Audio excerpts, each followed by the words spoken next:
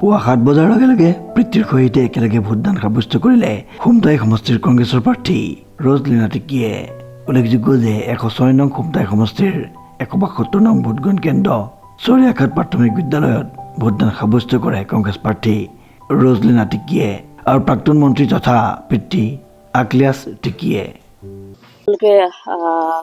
ইতিমধ্যে মই মোৰ ভোট সাব্যস্ত কৰিলোঁ আৰু আশা কৰিছোঁ যে এইবাৰ আমাৰ অসমত সকলো ৰাইজৰ ন্যায় হকে চৰকাৰ গঠন হওক আৰু আহক সকলোৱে ওলাই আহক, আমি সকলো দলে বলে ভোট দি নিজে আমি যিটো মনত ভাবি লৈছোঁ সেই দিশে আগবাঢ়ি যাওঁ। সেইকাৰণে সকলো আমাৰ অসমৰ ন্যায় অসমীয়াৰ আমাৰ সকলোৱে যাতে মিলা প্ৰীতিৰে থাকক, ভাতৃৰ প্ৰতি নাজৰি জড়ি থাকক আৰু আগন্তুক সময়ত যি উন্নয়নৰ দিশত আগবাঢ়িব লাগে সেইটোৰ কাৰণে আহক আমি সকলো একেলগে এটা শান্তি সম্প্ৰীতিৰ কাৰণে আমি ভোটদান কৰোঁ।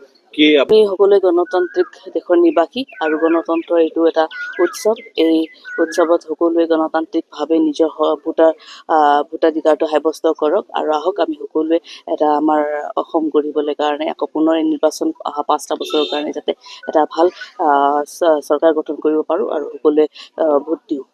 Bureau' report, news now.